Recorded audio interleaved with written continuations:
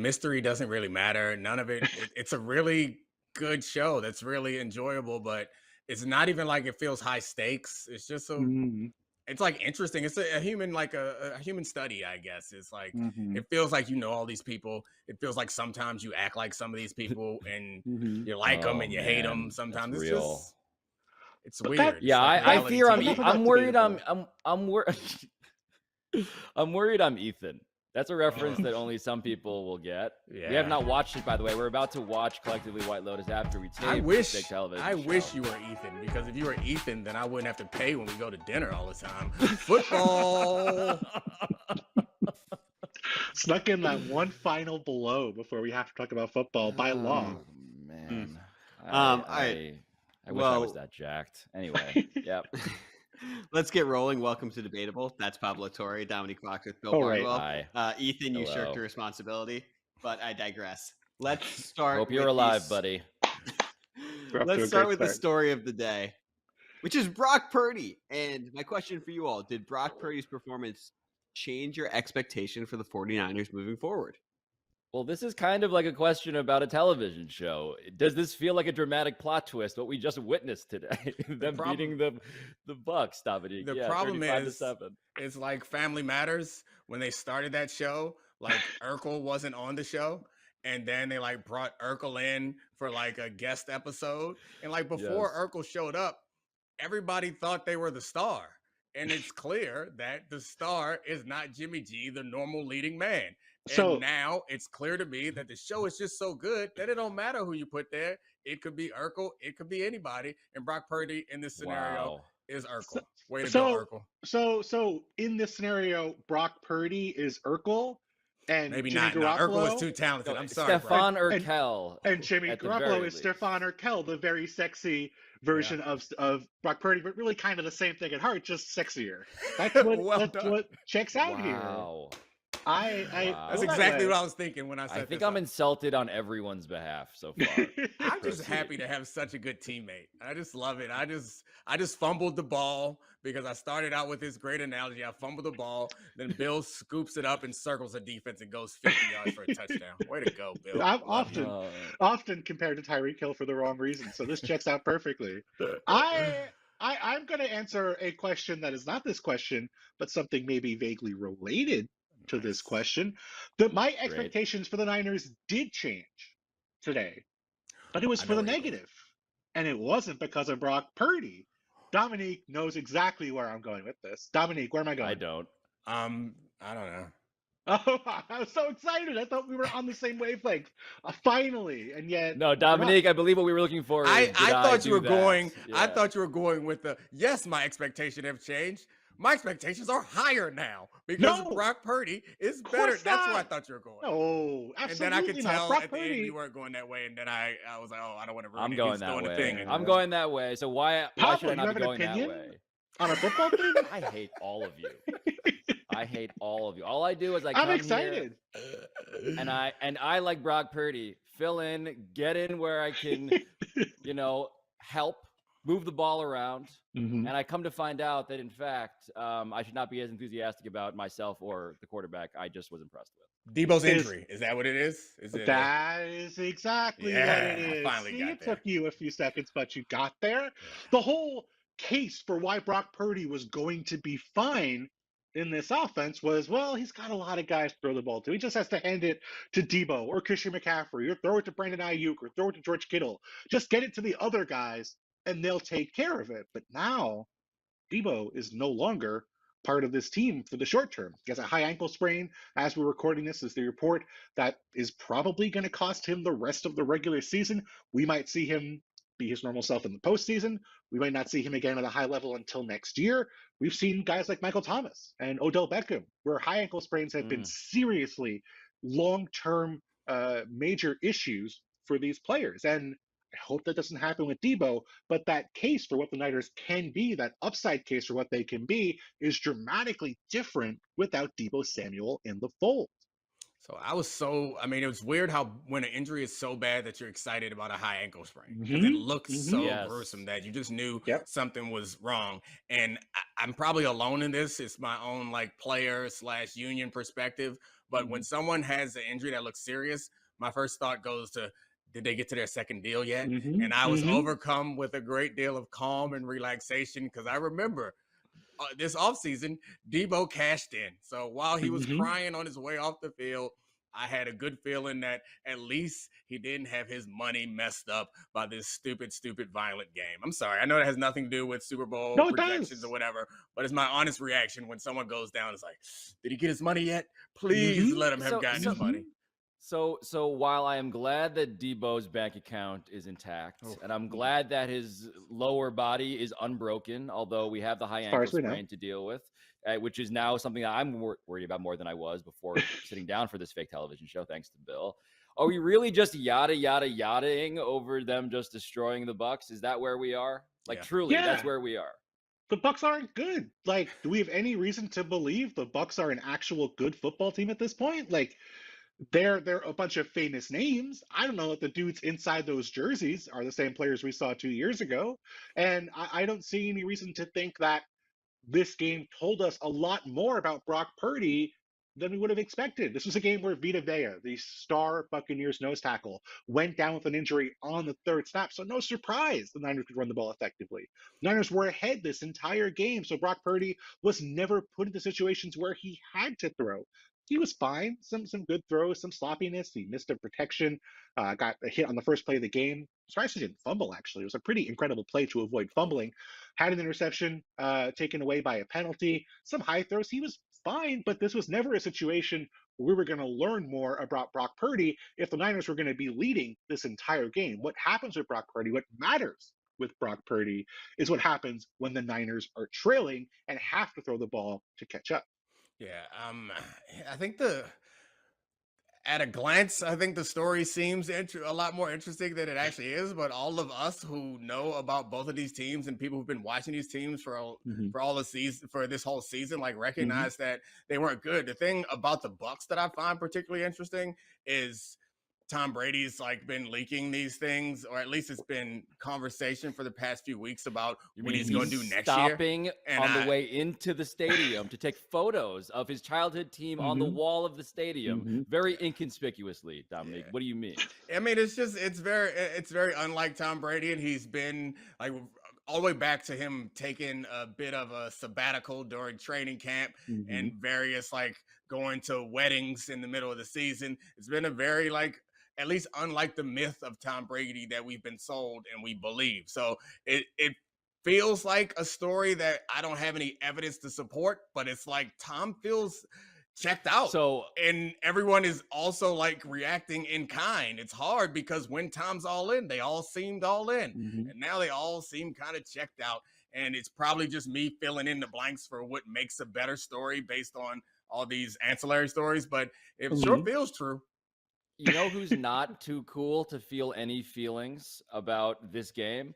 Tom Brady. Tom Brady watching Brock Purdy get his name chanted at his childhood stadium as he's being punted off of national television because the blowout was that out of hand and we got Panthers Seahawks instead. Tom Brady on that sideline. I would love if I could ask for anyone's thought bubble to be made visible. It would be him watching Brock Purdy almost throw a pick that got, flagged away into Never Neverland, and instead being asked to throw a ball that was like, big Brock energy. I want to know what Tom Brady was thinking watching that. Even that first sack was like he got a personal foul, roughing the passer. Like it seemed like he could do no wrong up until those interceptions that interception that got called back. It was very much like early Tom Brady, where you get the tuck rule, you get some weird stuff in favor. Are we going on is Brock going to be the greatest quarterback of all time? Now, I've never seen Benjamin Button, but this felt like it was like a combination of Benjamin Button, but also seeing a different person do the Benjamin Buttoning in real time. Like Tom Brady got to see young Tom Brady getting calls and doing things that would make other people angry in the years to come. That's great. I think that's really nice for Tom. I will say, I believe that Tom Brady is rich enough and petty enough that there was someone on his staff right now editing the audio files of that game so that instead of Purdy chants, there are Brady chants at the stadium. And Tom's going to wake up to that tomorrow morning. Let's move on. What's the bigger story to you? The Vikings being pretty bad at football, or the Lions being pretty good at football? So to recap, right? The Lions, despite being the Lions and not the 10-2 at the time, Minnesota Vikings were favored by 2 in this game by Vegas. And we can suss out, of course, what the line is really doing there in terms of generating action versus predicting. But this is something that was foreseen. What I did not foresee was how fun the Lions are, because I'm quite honestly not watching a ton of Lions football. But this was enjoyable. It was. The Lion. I feel like we all kind of have the same opinion on the Lions collectively as a football universe. They're fun. They're going to move the ball a bunch. Dan Campbell's going to do something funny. Either he's going to say something funny during the press conference, or he's going to forget how time works in the fourth quarter, and it might cost them the game. It might not cost them the game. But they're an average, maybe slightly above average team that can't really play defense. And that's fine. I think that's a fun team to watch. I think they'd be a playoff team with better luck. They still might be a playoff team even with kind of bad luck for the first half of the year. But I feel like generally everyone kind of views the Lions the same way. I don't know what you guys think. I'm not sure that's the case exactly with the Vikings, which leads me to say that maybe the Viking side of things here was a little more dramatic in terms of my feelings coming out of this game. Maybe I'm just stuck in like a football nerd bubble, but I believe everyone views the Vikings the same way too. We all know the Vikings aren't as good as their record suggests. Like, are there people who were surprised? Like, I don't even feel like Vikings fans or the Vikings themselves actually believe that they are better than we all thought they were. They accepted it, and no one was shocked. Vegas wasn't shocked. We weren't shocked. It was a game that on paper should have been shocking. Like, if you dropped me if I was in the Urkel time machine and I traveled back in time and then you dropped me back here, I was like, oh, what hell? A terrible use of that time machine. What a terrible lose. I got to check out these Detroit Lions in December 2022. Yes. Be right back. Domonique, I want to follow up on one thing here and push you on one thing. So I think you're being a little bit firm with that. Of course, people thought the Vikings weren't as good as their 10-3 record, but I think we're finding out they might not be good at all. They might not be an above average team. Let me give you this stat. Ooh. If you flipped all of their one possession wins to losses, they would be 1-12 now. Like their record, which is what we're defining them by, is mostly luck. They aren't that good of a football team. And are we sure they're going to win their division? I mean, I guess they'll win the division, but like, are they going to get a playoff win? So what you're doing right there, Alabaster, is kind of unfair. Assuming that they're going to have just as many unlucky wins if they had lucky wins. I think it's more like 50-50 would give you an accurate record of when they'd be 7-6. Yeah. That's who they are. They're about that good, and they're in. That actually feels right. Yeah, it feels about right. And also not a legitimate like Super Bowl contender. So no one's. I guess I don't know. I think no one would have been shocked if the Vikings won this game because we don't think the Lions are world beaters. But we're definitely not shocked that the Vikings lost because no one thought they were gonna they were underdogs. You know what? I am mad at the Vikings for losing though, because the Vikings, if nothing else, are supposed to win the games that statistically actually underneath they shouldn't win. Yeah. Like my whole thing is like they're really good in one-score games, Bill. Like, and we got a game that wasn't all that close, which was disappointing. So, like the Bechdel test, this episode now passes the Barnwell test, where at least 2 people talk about record one possession games, and I wasn't even involved. Incredible! That's nice. This episode has 3 different people, none of whom were me. I feel like I really have launched some influence into that's true. I feel like we need to name it and not refer to the Bechdel test as if it is on the same level as the Barnwell test. It just seems like 2 things that are not like equivalent. The Bechdel test actually feels like it. It tells us something. The Barnwell test is like, how many times did you reference one-score games and the randomness involved in it? The Barnwell test tells you how long can you have a career off like 3 things that aren't even yours, and it turns out a long time apparently. Pretty long. Pretty good career. I think there is that question. Like, I don't think anybody believes the Vikings are a legitimately great team. I don't think anyone takes their record at face value, including, by the way, the actual Minnesota Vikings. I don't think the people in that locker room, I don't think the people in that front office truly feel like they're on the Eagles level or something like that. Now, What I would say, though, is that difference between them being a really good team that's been a little lucky and a team that's kind of average with really incredibly good luck, that's a legit question. I think there are people who feel both those things. And I do think that this was an example of a game that makes me think more towards the latter when it comes to the Vikings. This is a team that could not do anything to stop the Lions on offense for most of the day. A team that has a pretty messy secondary, that has two star pass rushers in Zadarius Smith and Daniel Hunter, who have one combined sack in the last month. Like, I think we're seeing a team that is really going to struggle unless they pull off magic each and every week, and that's just hard to do in the postseason. Yep, we deserve a check. We need to move on because when Bill is referencing sacks, we've gone too far because Bill knows better than to point out the lack of sacks like that. That's some defining stat that'll tell us something about it. Voice. Wow. I mean, it's not disdain. It's because I'm disappointed. You got a corner and you came out of your corner. As someone who believes that magic is real, I'm also grievously offended by that take.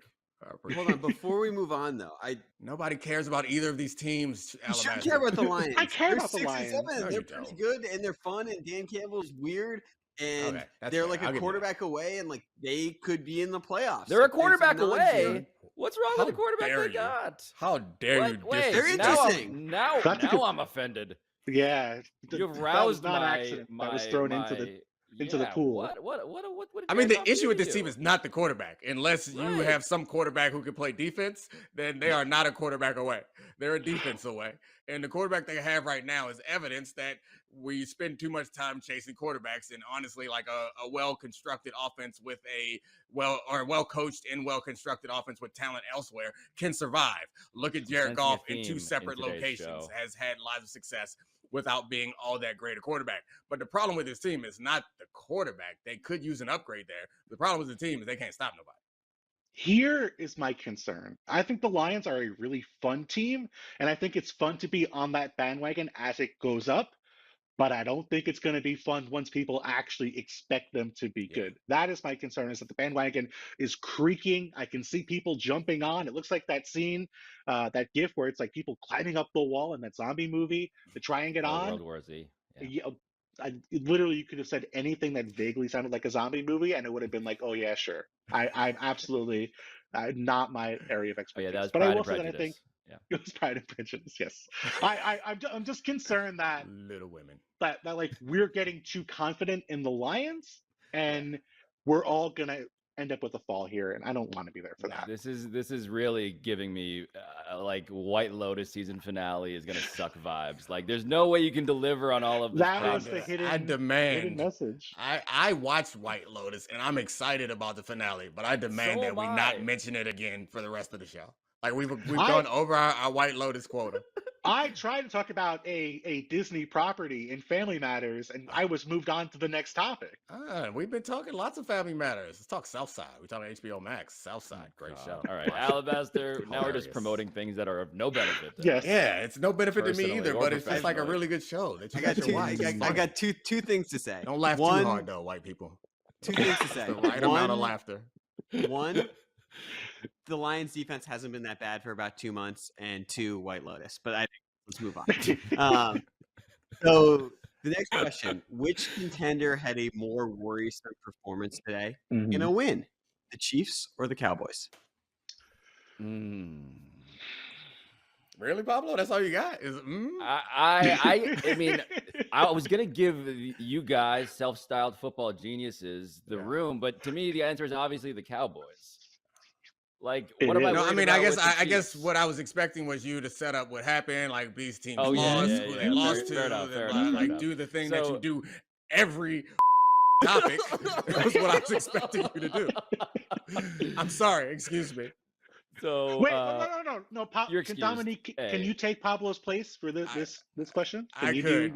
The Cowboys. On that wall. The Cowboys had a Am I? very I close want to find game, out. a final drive against the Houston Texans, who only have one other win, and the Cowboys were able to win despite 2 Dak Prescott interceptions and a defense that we thought was unbeatable, getting scored on quite a bit by the Houston Texans. But yes, both these teams still won. And the Chiefs went up against a Broncos team that can't score more than 13 points, would be like the best team in the league if they could score more than 19 points, and somehow scored over 20 against them and beat their like season average in the first half. But Russell Wilson got a concussion late in the game, and they had to turn to a young Rippin, and the Chiefs were able to pull out the win. So, Bill, which one of these teams? Bill, Mhm. Oh, I'm sorry. So, Pablo, should we? Thank you. Which one of these teams? The team that had the quarterback that threw the 2 picks that you managed to mention without gagging on the description, which is progress for you as the Dak Prescott water carrier that we've come to know you for. See, this is why you introduce the topics, and then I talk about what actually happened.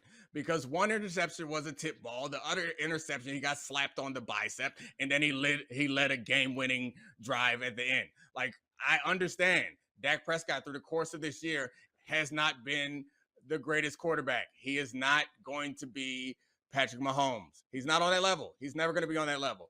But he was good when they needed him to be good. They ran the ball well. They moved the ball well. He threw passes that were important in important moments. Like, the idea that this somehow should hang on Dak Prescott, I think would be particularly unfair. The one person or the one group that you could be somewhat disappointed in, though they stood up on a goal line stand, is the defense. Like, I was shocked. This defense destroys good offenses, and then they were short field a couple times, but they did not do to the Texans what I expected them to do to the Texans.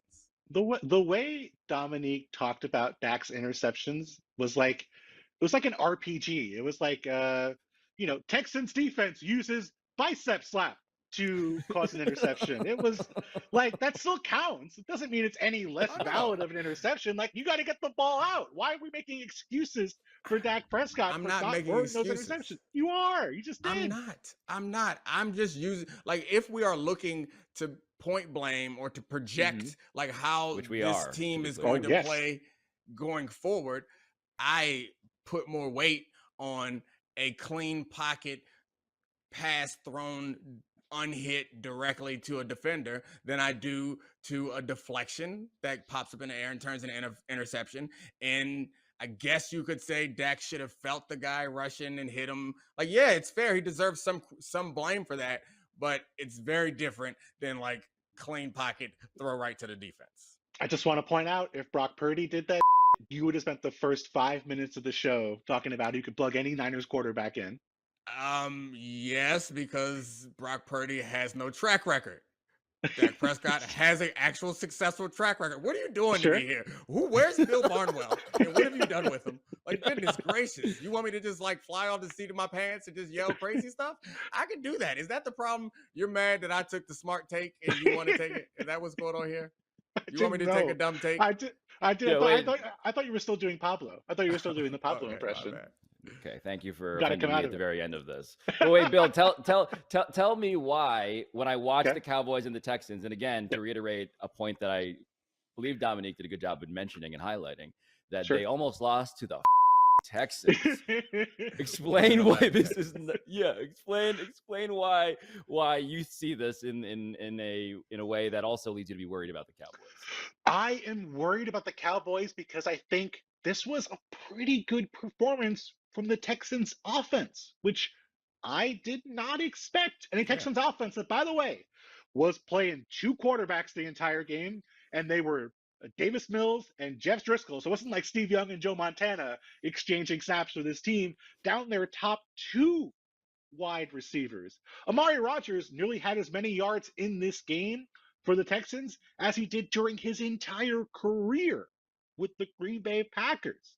This is what the Texans were down to, and yet the Cowboys did not have a great game rushing the passer. They did not have a great game stopping them from hitting big plays. This was a game where once the Cowboys pass rush got slowed down, you kind of got to see you can hit plays on their secondary. And I think teams with better quarterbacks and better offenses are going to be able to do that going forward.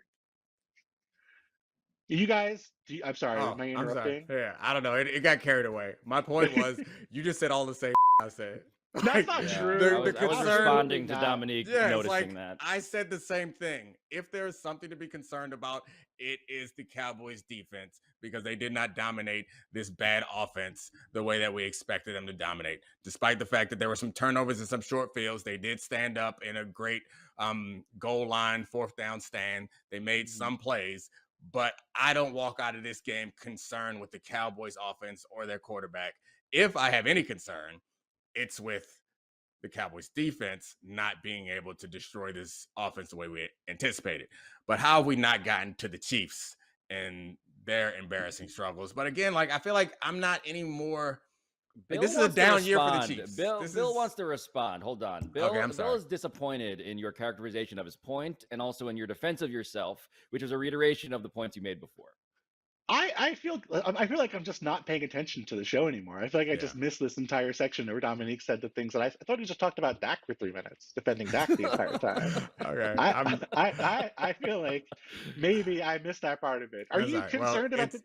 It's recorded, so don't worry. You can see that I Okay. said all the things that you said. I just said them. To be clear, I'm going to be binging White Lotus when this is on tomorrow, so I'm going to miss it. But before then, should we? Is anyone really concerned about the Chiefs? Did anything change the way you feel about the Chiefs after what happened on Sunday? I mean, I think the Chiefs are in a down year for the Chiefs. I don't think that this is the best version of the Chiefs. So I to the degree that I can be concerned about the Chiefs, I am concerned about the Chiefs. Like the defense is not playing as well as you expect, but that's the case for the Chiefs. They don't have the big time playmakers on offense that you would want.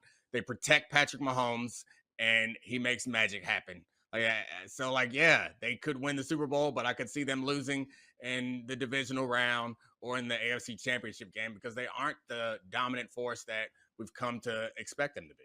Wow. I got to interject for a second. Yeah, I know. That's I know a hell you guys of are going to point at all these stats. They could lose in the divisional round, the conference championship, or the Super Bowl. My God. I got a follow-up question. Aren't the Chiefs like 11-2 and good? Like, yes, the Chiefs are very good because they have quite possibly the greatest quarterback we've ever seen. But the Chiefs feel as unbeatable as they've felt in recent history? Like this feels like a slightly lesser version of the Chiefs, to me at least. Maybe I'm wrong. Way better this year than they did the first half of last season when they were like throwing interceptions every week. There we go. Using the evidence, having a memory past this past 2 weeks. But Bill, I think you're right in the macro. But let me point out, you mentioned interceptions. This is Patrick Mahomes throwing 3 picks to the Denver Broncos. Yes. And so the question here, right, is like in a game in which Patrick Mahomes does a thing that we have never seen before again, right?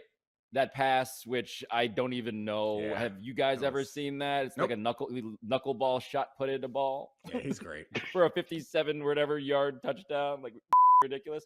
Yes. In a game in which he does that, but also throws 3 picks to a good Broncos defense. Yes. But wins the game and still leads the NFL in passing yards and touchdowns and has 8 picks now, having thrown 3 tonight.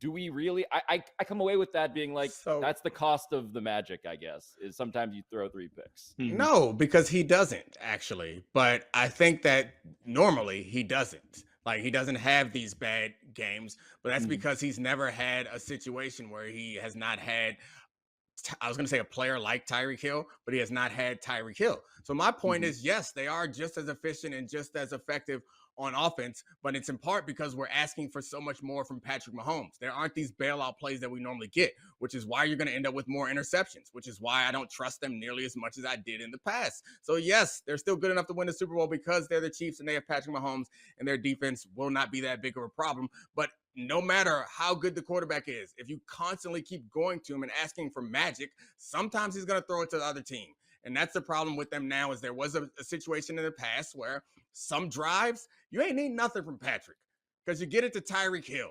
Or Tyreek Hill has run so far away from everyone that you don't need him to do anything special.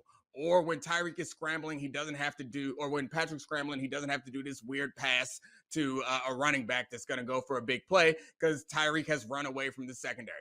That matters. It's a big loss. They're looking impressive even though he's not there, but it does matter and it's showing up now. I'm sorry. Like you want to go No, this evidence? is Bill. I'm This is going this is evidence this is with my this is eyes. Dominique's Eye take. test. They had. Eye They test. had. I like the idea that first off, that Patrick Mahomes has never done any crazy throwing the football in a weird way when he had Tyreek Hill in the lineup. He did that with Tyreek Hill, sometimes even throwing it to So Tyreek Hill. I mean, now I feel like you're just trying to. No, no, no, no. You're not You're- taking me for what I'm actually saying. You're just trying to make me look I silly when clearly you know the point that I'm making. It is very accurate. I would never do that. And your point is not accurate. That's the issue, Dominic. The problem is that we had the first half of last season when there was a national crisis. Am I the only one on this show who remembers you're that right. You're right about the that, Chiefs Bill. You're right. just played too high and the problem is solved and Tyreek Hill can't get open? That happened last year. They were throwing tons of interceptions. He had multiple multi-interceptions game, just like the one he had today. The difference is he has not had that happen anywhere near as often this year as he did in the first half of last season. That's why I'm not concerned. If it happens 2 or 3 weeks in a row, or 2 or 3 more times between now and the end of the season, I will agree with you, Dominique, and I will say it is a problem. But this is an outlier when that would not be the case in the first half of 2021. Yeah, that was a good answer. That was a good answer. You're right, Bill. I'm sorry. It's okay. I still love you. Thank you, Give Bill. me I his was going check. to interject We and talk say about all these that Eagles. stuff. So I'm sorry. What let's did you move say? on. I said I was going to interject and say all that stuff anyway. So thank you, Bill, for saving me. I'm right, and the fans know it. The fans know it. So next People Look at topic. these chat. crowd sizes. Look at these crowd sizes. Of course People I'm right. chat Dominic Foxworth. Should we be making a bigger deal about how dominant the Eagles have been? Probably. Right. I mean, tonight, I'm going to get the numbers here because I want to do justice to the 12-1 Philadelphia Eagles. But yeah, they just destroyed the Giants 48-22. And I know the Giants were a team that were kind of Vikings-like for a while, where it's like, do we really feel, what are we doing with this team? But still, 48-22 feels like a pretty categorical declaration that if there is any obvious number one team in the NFC, as much as I like the Niners to still make it to the Super Bowl, it's obviously the Eagles in this case. Yeah. It would be really upsetting if the Niners and Brock Purdy beat the Eagles, right? Like I feel like what we know in our hearts as people who have to watch football every week, like the Eagles should beat the Niners if that matchup happens, but I'm really afraid they're not going to. Yeah, I don't understand how they wouldn't, but I understand. I'm with you. We've seen the Eagles have, like, I guess against the Colts, they had that game. Their loss to the Commanders, like I still thought that wasn't like the bad game that we expected. But you go up against the Giants, and this is like similar to what the Cowboys had as far as a challenge is concerned this weekend, and they beat the dog out of them. Like that's what you expect from a team, and they've been doing that throughout the course of the season. Like they saw the Vikings beat the dog out of them. Like they show up and they do it in multiple ways. I actually think it's more impressive to beat the dog into someone. Yeah, I agree. Out feels helpful. That's true. Like most people don't have dog in them, but it's a good point. And if you beat dog into me, not only would I be beat up, but I'd also have dog in me, and I'd feel gross. Thank you for seeing the vision, Bill. Yeah, I mean the Eagles, yeah, they are really good. They've been really consistent, and the most impressive thing about them is that they can do it a bunch of different ways on both offense and defense. And that's what was scary about them in the offseason, is that they can game plan for every week because they have so much talent that they can put the pressure in different places. That offensive line, they can run on you if that's what you present. They can go deep if that's what you present. They can go short and over the middle if that's what you present. And same thing on defense. If they want to stop the run, they're completely fine with leaving their two corners isolated on the outside and loading the box. If you want to attack them through the pass, they got enough defensive linemen to get pressure without blitzing. So like they got it all, and they're really good, and they're showing out on everybody every week. So yes, they should win the Super Bowl. I feel like this is a very me answer in that I just give a lot of stuff and then there's nothing left to talk about, so we just have to move on. Like, good. You're right. Everything you said is correct. I mean, is there any reason to think that they're benefiting from a really easy schedule where it's not just a Giants team that has a questionable resume, if we're being honest, but a Giants team that was down Leonard Williams, Adoree Jackson, two of their best defensive players, and had Saquon Barkley on a pitch count? I mean, frankly, the Eagles did exactly what you would expect. They're playing a team they're much better than, and they beat them by 3 touchdowns and could have beat them by more if they wanted to try harder. So I think we're adequately excited about the Eagles. I think we're excited about what they're doing, and they're doing it at exactly the level they should be. So give me the way that this goes bad. I mean, besides the injury, imperfect human meat sack roulette wheel, and outside of the oblong nature of football, the Commanders way. Like there's nothing you see that is a weakness. I mean, that's the which refresh my memory though. What happened there that seems instructive?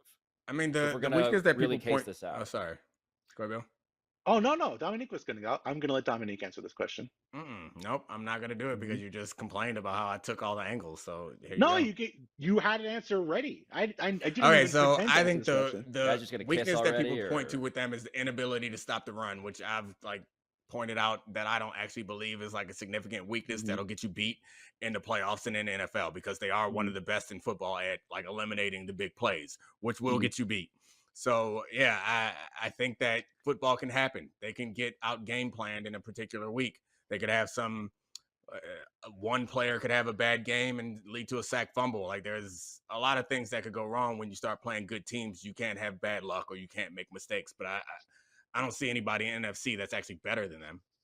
Yeah, I mean, the teams they've played in the NFC who would qualify, they've beat. They beat the Vikings. They beat the Cowboys. Should we take it out of the NFC then? Are we just they didn't beat this version of the Cowboys?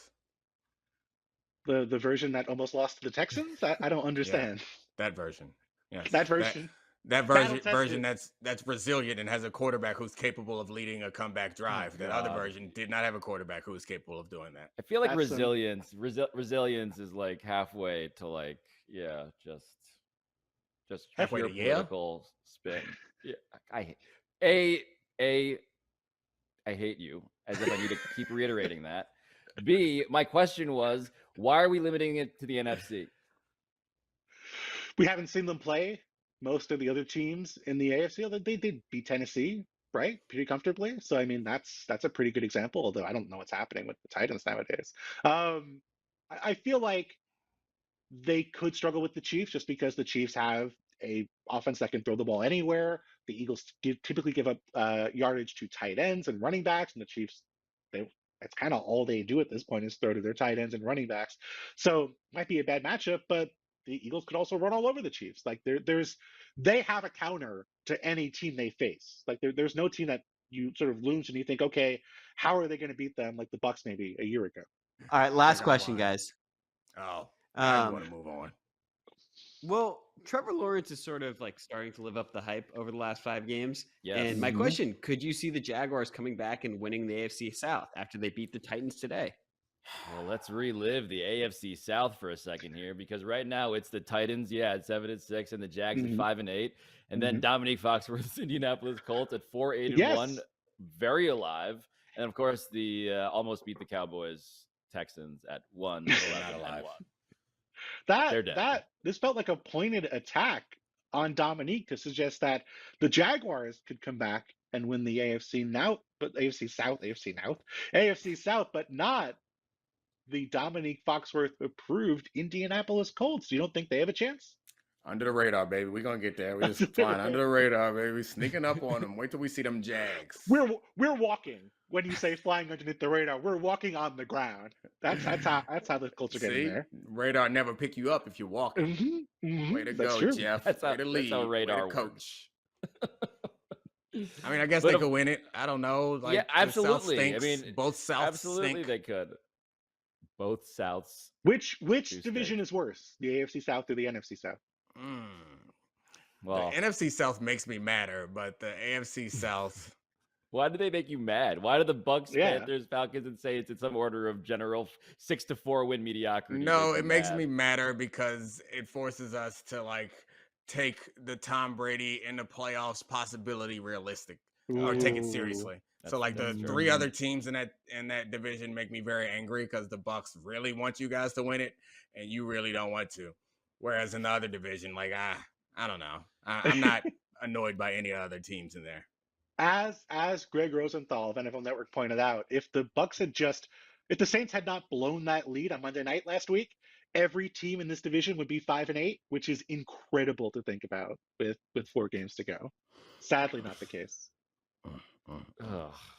But the Jaguars, just real quick though, on the Trevor Lawrence thing. So we're just officially at the point of like, oh, he's as good as we thought he was going to be now. Like we can sort of forget about the games in which it didn't look like that. And now we're just officially on like, great, can just revive the old takes I had when he was coming out and generational in terms of a prospect. Pablo, it's simple. Who among us has not studied abroad in London or Europe and come back and been wiser and more mature and learned? The UK resident, Domonique Foxworth, might raise his hand here. No, never been there. Was born there and left immediately. Well, I guess that means I've been there, but I haven't gone back. That does mean you've been there. I didn't want to correct you, but yes, that does mean you've been there if you were born there. That was a very philosophical question. I really know what's going on. Exactly. This is a larger epistemological question. Thank you. Yes. About Trevor Lawrence throwing 10 touchdowns and 0 picks in 5 games now. Yes, correct. That is exactly after he came back from London. So maybe he picked up something on the way. Maybe he feels just more mature, more confident. But he has played much better. 21st in QBR before that London game, 10th over the last 5 weeks. And yes, like he's still figuring stuff out.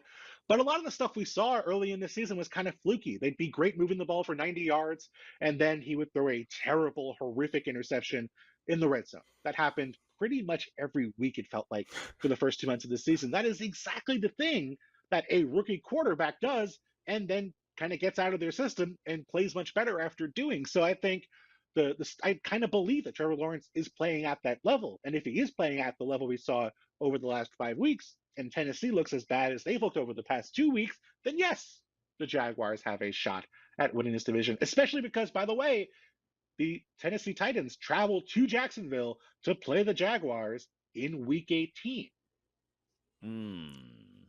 I'll be on the line. I can't wait for that game. Like, to be completely honest about my Trevor Lawrence opinions is like, yeah, I thought he was great in college as a freshman.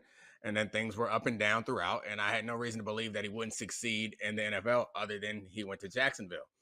And then he also had Urban Meyer be his head coach. So, like, I think there's enough reasons to, like, hold out hope for him. And through this whole process this year, even the bad games, he did special things in those games. So, like, he shows those glimpses of greatness.